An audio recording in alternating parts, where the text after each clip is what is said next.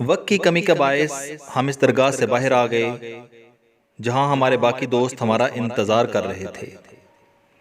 جس جگہ ہم کھڑے تھے کوہ طور ہماری آنکھوں کے بالکل سامنے تھا۔ وہ مقدس پہاڑ جہاں حضرت موسیٰ علیہ السلام اللہ تعالیٰ سے کلام کیا کرتے تھے۔ وہ مقدس پہاڑ جہاں حضرت موسیٰ علیہ السلام نے اللہ کریم کو دیکھنے کی خواہش ظاہر کی تھی، اور اللہ نے فرمایا تھا کہ اے موسیٰ تم میری ایک تجلی کو بھی نہیں سہ پاؤ گے۔ اور پھر جب اللہ تعالیٰ نے اپنی قدرت سے ذرا تجلی دکھائی تو یہ پہاڑ جل کر راکھ ہو گیا اور اس کا رنگ سیاہ ہو گیا۔ اس پہاڑ کے سامنے کھڑے ہوئے تو مجھے وہ تمام واقعات یاد آئے جو حضرت موسیٰ علیہ السلام سے منسوب تھے۔ حضرت موسیٰ علیہ السلام آج سے 3300 سال پہلے اپنی قوم کو لے کر مصر سے صحرائے سینا آئے اور اپنی قوم کے ساتھ کوہ طور کے قریب رہنے لگے، اور اس دوران حضرت موسیٰ علیہ السلام کوہ طور پر تشریف لے جاتے۔ ایک دن حضرت موسیٰ علیہ السلام کی خواہش پر اللہ تعالیٰ نے اپنی تجلی کوہ طور پر اتاری اور یہ پہاڑ چھوٹی چھوٹی چٹانوں میں تقسیم ہو گیا۔ ایک دن اللہ تعالیٰ نے حضرت موسیٰ علیہ السلام کو کوہ طور پر بلایا اور انہیں 40 دن اعتکاف کا حکم دیا۔ اللہ تعالیٰ نے ان 40 دنوں کے بعد بنی اسرائیل کو عظیم تحفے کا وعدہ فرمایا تھا۔ حضرت موسیٰ علیہ السلام کوہ طور پر تشریف لائے، ایک چھوٹا سا حجرہ بنایا، 40 دن کا اعتکاف کیا۔ اللہ تعالیٰ نے ان 40 دنوں کے اختتام پر مزید 7 دن اعتکاف کا حکم دیا۔ حضرت موسیٰ علیہ السلام حجرے سے نکل کر ایک قریبی غار میں تشریف لے گئے۔ 7 دن کے اس اضافی اعتکاف کے بعد اللہ تعالیٰ نے آپ کو تورات عنایت کی اور تورات لے کر کوہ طور سے نیچے آ گئے۔ حضرت موسیٰ علیہ السلام کوہ طور پر قیام کے دوران فجر کے وقت نماز بھی ادا کرتے تھے اور دعا بھی فرماتے تھے۔ اللہ تعالیٰ نے حضرت موسیٰ علیہ السلام کے لیے 2 تختیاں اتاری تھیں جن پر 10 احکام درج تھے، اسی لیے ان کو احکام عشرہ بھی کہا جاتا ہے۔ اس تورات کی دوسری کتاب خروج کے 20ویں باب میں موجود ہیں۔ یہ احکام کچھ یوں تھے: خداوند تیرا خدا جو تجھے ملک مصر سے نکال لایا میں ہوں، میرے حضور تو کسی غیر معبودوں کو نہ ماننا۔ تو کسی بھی شے کی صورت پر، خواہ وہ اوپر آسمان یا نیچے زمین یا نیچے پانیوں میں ہو، کوئی بت نہ بنانا۔ تو ان کے آگے سجدہ نہ کرنا اور نہ ہی ان کی عبادت کرنا، کیونکہ میں خداوند تیرا خدا غیور ہوں۔ تو خدا کا نام بری نیت سے نہ لینا، کیونکہ جو کوئی اس کا نام بری نیت سے لے گا خداوند اسے بے گناہ نہ ٹھہرائے گا۔ سبت کے دن کو یاد سے پاک رکھنا، 6 دن تک تو محنت سے اپنا سارا کام کاج کرنا، لیکن 7ویں دن خداوند تیرے خدا کا سبت ہے۔ اس دن نہ تو کوئی کام کرنا، نہ تیرا بیٹا یا بیٹی، نہ تیرا نوکر یا نوکرانی، نہ تیرے چوپائے، اور نہ ہی کوئی مسافر جو تیرے ہاں مقیم ہو، کیونکہ 6 دن میں خدا نے آسمانوں کو، زمین کو، سمندر کو اور جو ان میں ہے سب کو بنایا، لیکن 7ویں دن آرام کیا۔ اس لیے خداوند نے سبت کے دن کو برکت دی اور اسے مقدس ٹھہرایا۔ اپنے ماں باپ کی عزت کرنا تاکہ تیری عمر دراز ہو۔ تو خون نہ کرنا، تو زنا نہ کرنا، تو چوری نہ کرنا، تو اپنے پڑوسی کے خلاف جھوٹی گواہی نہ دینا، تو اپنے پڑوسی کے گھر کا لالچ نہ کرنا، تو اپنے پڑوسی کی بیوی کا لالچ نہ کرنا، اور نہ اس غلام کا یا اس کنیز کا، نہ اس کے بیل یا گدھے کا، اور نہ اپنے پڑوسی کی کسی اور چیز کا۔ یہ احکام تورات کا آغاز بھی تھے اور دنیا کا پہلا قانون بھی۔ حضرت موسیٰ علیہ السلام نے یہ 10 احکام ملنے کے بعد فجر کی نماز ادا کی مشرق کی طرف منہ کر کے اپنی امت کے لیے دعا فرمائی اور وہ پتھر کی دونوں تختیاں لے کر کوہ طور پر سے نیچے تشریف لے آئے۔ کوہ طور پر جانے سے پہلے حضرت موسیٰ علیہ السلام نے اپنی قوم اپنے بھائی حضرت ہارون علیہ السلام کے حوالے کی۔ حضرت ہارون علیہ السلام حضرت موسیٰ علیہ السلام کے مقابلے میں زیادہ نرم دل تھے۔ سامری جو کہ بنی اسرائیل میں شامل تھا، مصر سے نکلتے ہوئے حضرت موسیٰ علیہ السلام کے ساتھ ہی آ گیا تھا۔ وہ جادوگر مشہور تھا اور اپنے جادو سے لوگوں کو متاثر کر لیتا تھا۔ وہ مکار اور فسادی بھی تھا۔ چنانچہ اس نے بنی اسرائیل کے زیورات جمع کیے، انہیں پگھال کر چھوٹا سا بچڑا بنایا اور بچڑے کے پیٹ میں مٹی رکھ دی اور بچڑے نے بولنا شروع کر دیا۔ سامری نے اس کے بعد بنی اسرائیل سے کہا کہ حضرت موسیٰ علیہ السلام پہاڑ پر گم ہو گئے ہیں، اور وہ جس خدا سے مخاطب ہوتے تھے وہ نعوذ باللہ یہ بچڑا ہے۔ ہم سب پر لازم ہے کہ ہم حضرت موسیٰ علیہ السلام کے واپس آنے تک اس بچڑے کی پرستش کرتے رہیں۔ لوگ گمراہ ہو گئے اور انہوں نے بچڑے کو سجدے شروع کر دیا۔ کہا جاتا ہے کہ اللہ تعالیٰ نے بیک وقت دو موسیٰ پیدا فرمائے تھے۔ ایک موسیٰ کلیم اللہ تھے، جبکہ دوسرے موسیٰ یعنی سامری جادوگر کی پرورش حضرت جبرائیل امین نے فرمائی تھی۔ اللہ ان دونوں کے ذریعے ہم انسانوں کو بتانا چاہتا ہے کہ اللہ اگر کسی کو توفیق عطا کر دے تو وہ فرعون کے محل میں پل کر بھی موسیٰ کلیم اللہ بن جاتا ہے،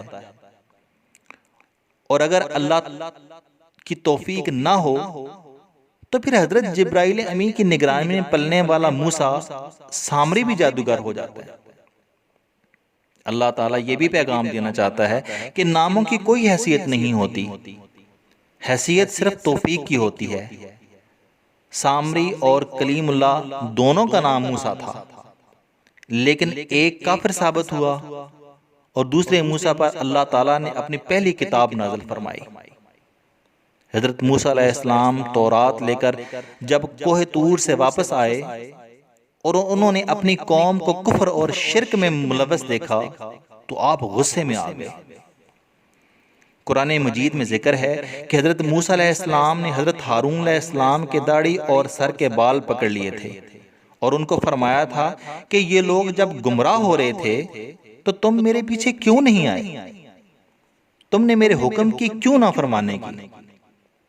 حضرت موسیٰ علیہ السلام نے جواب دیا کہ میں ان سے ڈر گیا تھا، مجھے خطرہ تھا کہ یہ مجھے قتل نہ کر دیں۔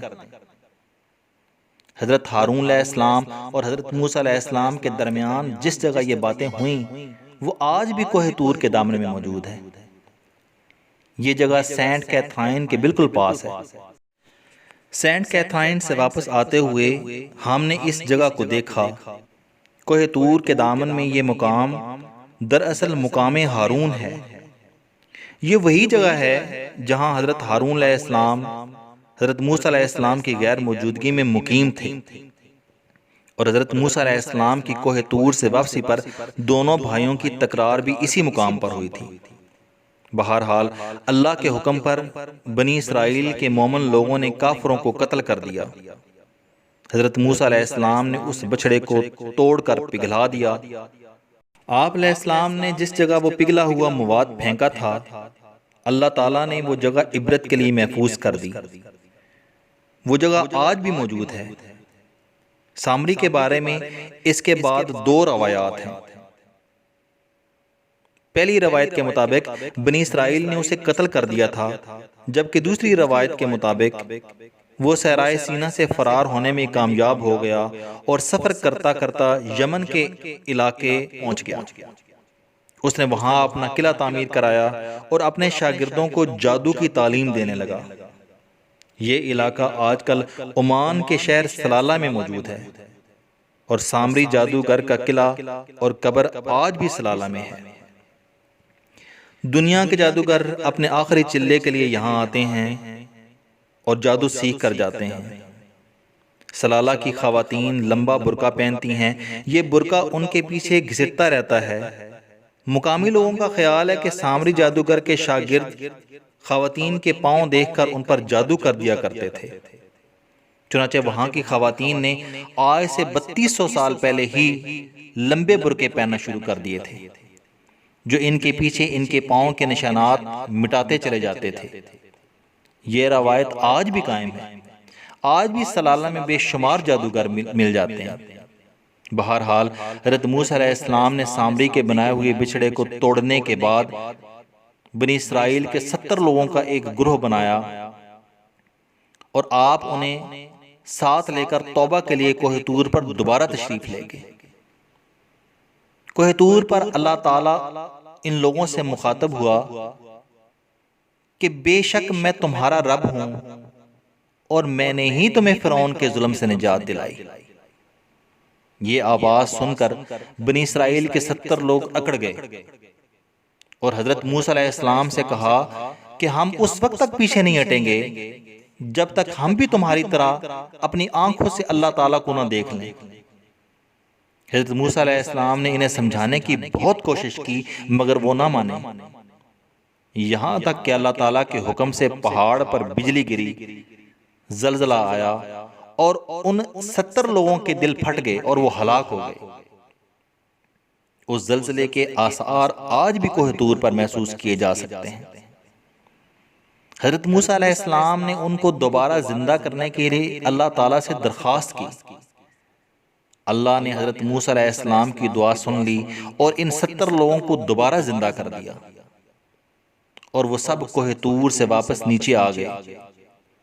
کوہ طور کو یہ بھی فضیلت حاصل ہے کہ یہاں 70 لوگوں کو اللہ تعالیٰ نے مرنے کے بعد دوبارہ زندگی عنایت کی تھی۔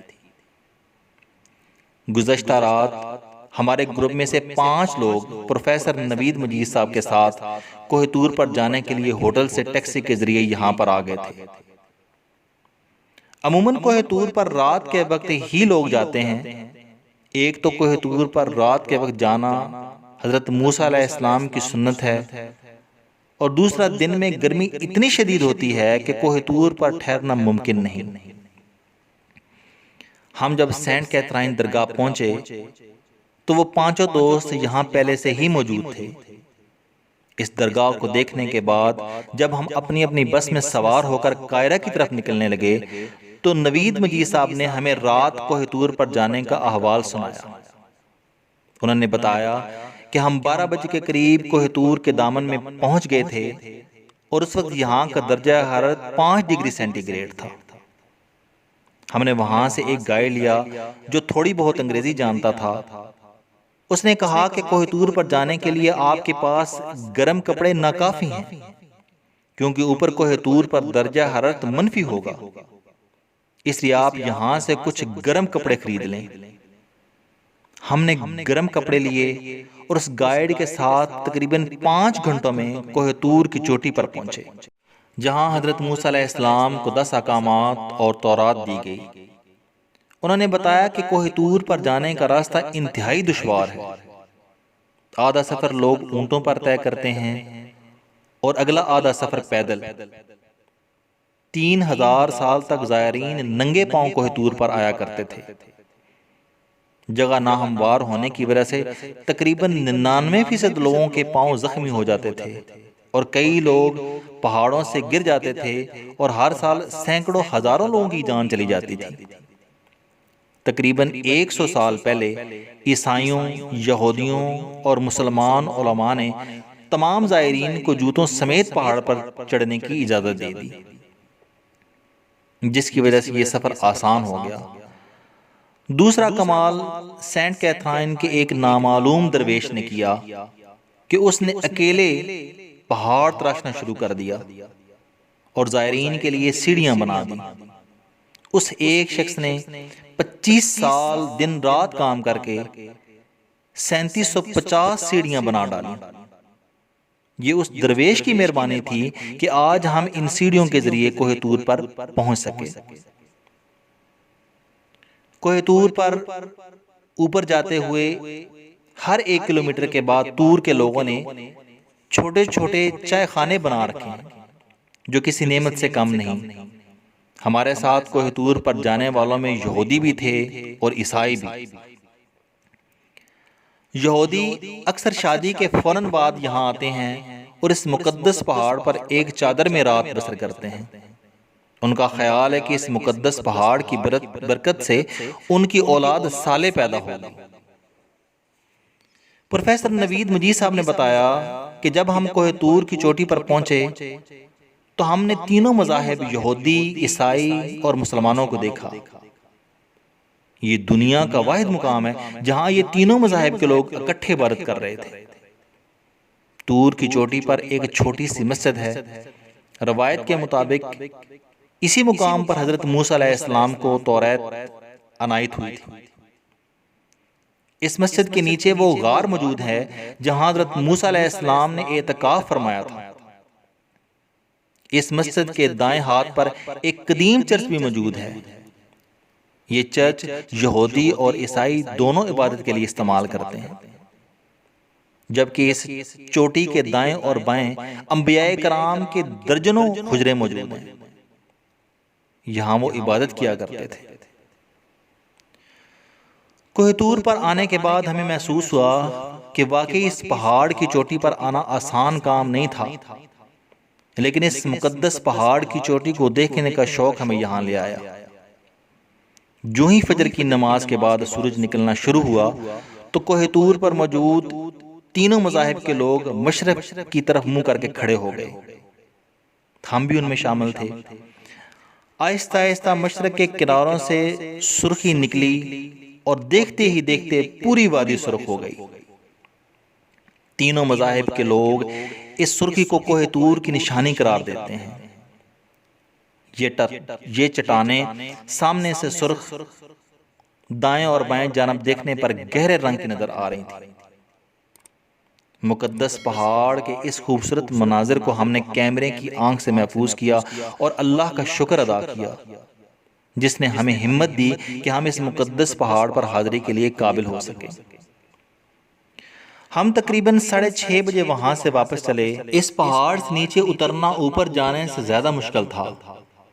نیچے آتے ہوئے محسوس ہو رہا تھا کہ جیسے ہماری ہڈیوں کے جوڑ کھل رہے ہیں۔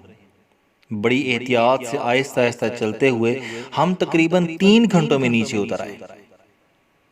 پروفیسر نوید مجید صاحب کی گفتگو سننے کے بعد مجھے اندازہ ہوا کہ سارے گروپ کو رات کے وقت کوہ طور کی چوٹی پر نہ لے جانے کا شاہ جی کا فیصلہ درست تھا، کیونکہ ہمارے 140 کے گروپ میں بزرگ بھی تھے، خواتین اور بچے بھی۔ ہم اب صحرائے سینا کے اس مقدس پہاڑ سے نکل کر واپس قاہرہ کی طرف چل رہے تھے۔ بس کے ذریعے یہ سفر تقریباً 8 یا 9 گھنٹے کا تھا۔ بس میں میرے ساتھ والی سیٹ پر عارف اقبال صاحب بیٹھے تھے۔ عارف صاحب کے ساتھ بیرون ملک کا یہ میرا تیسرا سفر تھا۔ مصر کے اس سفر سے پہلے ازبکستان اور ترکی کی سیاحت کے دوران بھی عارف صاحب ہمارے ساتھ تھے۔ کہا جاتا ہے کہ اگر آپ نے کسی انسان کو بہتر طور پر جاننا ہو تو اس کے ساتھ سفر کریں۔ عارف صاحب کامیاب بزنس مین ہیں۔ ان تمام اسفار کے دوران میں نے عارف صاحب کو انتہائی نفیس، عاجز، مخلص اور محبت کرنے والا انسان پایا، اور دوران سفر ان سے بہت کچھ سیکھنے کا موقع ملا۔ وہ ظاہری اور باطنی طور پر خوبصورت انسان ہے۔ شاید یہی وجہ ہے کہ 65 سال کے ہونے کے باوجود وہ 45 سال کے دکھائی دیتے ہیں۔ دوران سفر عارف صاحب نے مجھے بتایا کہ بہت سے نوجوانوں کی طرح بہتر مستقبل کی خاطر میں بھی 1982 میں فرانس گیا۔ کچھ عرصہ وہاں رہا اور اپنے چند دوستوں کے ساتھ گھومنے پھرنے کی غرض سے جرمنی چلا گیا۔ وہاں ہمارا ایک دوست ایک کیل بنانے والی فیکٹری میں کام کرتا تھا۔ میں اس کے اس کام میں دلچسپی لینے لگا۔ ویسے تو ہم صرف 5-6 دنوں کے لیے جرمنی گئے تھے، مگر میں وہ کام سیکھنے کے لیے وہاں 3 ہفتے رہا اور کیل بنانے والی فیکٹری کی مشینوں کے بارے میں معلومات لیتا رہا، اور تھوڑا بہت کام سیکھا اور فیصلہ کیا کہ میں یہ کام پاکستان میں شروع کروں گا، کیونکہ اس وقت پاکستان میں کیل بنانے والے کی کوئی فیکٹری موجود نہ تھی۔ لہٰذا 1982 میں جرمنی سے کیل بنانے والی 7-8 مشینیں پاکستان لایا اور یہاں ایک چھوٹا سا یونٹ لگایا۔ کچھ بندے اپنے ساتھ کام کے لیے رکھے اور پھر دن دیکھا نہ رات سخت محنت کی۔ اللہ تعالیٰ نے کرم کیا اور وقت گزرنے کے ساتھ میرا کام بہت اچھا چل نکلا، اور آج کیل بنانے والی وہ فیکٹری نئی جدت کے ساتھ کامیاب چل رہی ہے، باوجود اس کے کہ اب اور بھی فیکٹریاں پاکستان میں کام کر رہی ہیں، لیکن کوالٹی اور معیار میں ہمارا کام سب سے بہتر ہے۔ ان کا کہنا تھا کہ میری بیوی نے میرا بہت ساتھ دیا، خاص طور پر بچوں کی پرورش اور تربیت میں ان کا اہم رول ہے، اور آج اللہ کے فضل سے تمام بچے کامیاب زندگی گزار رہے ہیں۔ عارف صاحب کے خیال میں ان کی اس کامیابی میں ان کے ماں باپ کی دعاؤں کا بہت اہم کردار ہے۔ ان کا خیال تھا کہ آج کل کے نوجوان کامیابی کے پیچھے بھاگتے بھاگتے یہ بھول جاتے ہیں کہ ماں باپ کی خدمت اور ان کی دعاؤں کے بغیر ممکن ہی نہیں کہ کوئی زندگی میں کامیاب ہو سکے۔ دوران سفر بس میں کچھ نئے دوستوں سے ملاقات ہوئی جو مختلف شہروں سے تعلق رکھتے تھے۔ انہوں نے اپنے اور اپنے پیشے کے بارے میں بتایا۔ پہلے سفار کی طرح اس سفر میں بھی ہمارے ساتھ پاکستان کے مختلف علاقوں سے تعلق رکھنے والے دوست شامل تھے، جن میں کوئی اپنا کاروبار کرتا تھا تو کوئی گورنمنٹ کی نوکری۔ زندگی کے ہر شعبے سے تعلق رکھنے والے لوگوں سے مل کر نئی نئی معلومات مل رہی تھیں۔ دن 2 بجے کے قریب ہم ایک خوبصورت ریسٹورنٹ کے قریب رکے، جہاں ہم نے دن کا کھانا کھایا اور کچھ دیر آرام کیا۔ شرم الشیخ سے قاہرہ کے درمیان ریسٹ ایریاز میں ریسٹورنٹس کچھ زیادہ اچھے نہ تھے۔ مصر میں اتنا زیادہ سیاحت ہونے کے باوجود اس مصروف سڑک پر چھوٹے چھوٹے ریسٹورنٹ تھے اور کھانا بھی معیاری نہ تھا۔ ہم 3 بجے دوبارہ بسوں میں سوار ہوئے اور قاہرہ کی طرف چل دیے۔ رانا رضوان ہمارے بہت اچھے دوست ہیں۔ 2 جولائی کو ان کی سالگرہ تھی۔ عامر یوسف بٹ اور ملک فرحان نے ان کی سالگرہ کے حوالے سے کیک کا اہتمام کیا ہوا تھا۔ قاہرہ کی طرف جاتے ہوئے بس میں ہی رانا رضوان نے اپنی سالگرہ کا کیک کاٹا اور تمام دوستوں نے ان کے لیے نیک تمناؤں کا اظہار کیا۔ یوں رانا رضوان کے لیے یہ سالگرہ یادگار بن گئی، جسے ہم نے چلتی بس میں مصر میں منایا۔ رات کے 10 بجے کے قریب ہم قاہرہ اس ہوٹل پہنچ گئے جہاں ہمارا قیام تھا۔ ہمارے ٹور آرگنائزرز میاں ارسلان اور میاں قاسم نے دوستوں کے کہنے پر ہوٹل بدل لیا تھا۔ قاہرہ شہر میں جس ہوٹل میں ہم پہلے ٹھہرے تھے، وہاں کچھ دوستوں کے کمروں میں اے سی خراب ہونے کی شکایات تھیں، اس لیے ہمارے ٹور آرگنائزرز نے ہوٹل بدل لیا تھا۔ یہ شاندار ہوٹل تھا۔ اپنا سامان لینے کے بعد ہم سب ریسٹورنٹ میں آ گئے کیونکہ رات کے کھانے کا وقت گزر رہا تھا۔ سفر لمبا ہونے کی وجہ سے سب دوستوں کے چہروں پر تھکاوٹ کے آثار تھے۔ سعید الرحمان اور میں نے کھانا کھایا اور اپنے اپنے پاسپورٹ ہوٹل کی انتظامیہ کو جمع کروا کے چابی لی اور کمرے میں آ گئے۔ فریش ہونے کے بعد ہم نے کچھ دیر آرام کیا، پھر سعید الرحمان اور میں کافی پینے کے لیے اپنے کمرے سے نکلے اور کافی شاپ کی تلاش میں ہوٹل کے اندر ہی گھومنے لگے۔ یہ کافی بڑا ہوٹل تھا۔ کچھ دیر چلنے کے بعد ہمیں ایک کافی کی دکان نظر آئی۔ اس پر رات کا موسم انتہائی خوشگوار ہو چکا تھا اور ہر طرف خاموشی اور سکون تھا۔ ویٹر کو بلایا اور اسے کافی کے لیے کہا، مگر وہ ہماری بات نہیں سمجھ پا رہا تھا۔ اس نے ایک دوسرے ویٹر کو بھیجا جو تھوڑی بہت انگریزی جانتا تھا۔ اسے کافی کا آرڈر دیا اور ہم بڑی سکرین پر جو ہمارے سامنے ایک سٹینڈ پر لگی ہوئی تھی فٹ بال کا میچ دیکھنے لگے۔ ان دنوں افریقی ممالک کی فٹ بال ٹیموں کے درمیان کوئی لیگ جاری تھی۔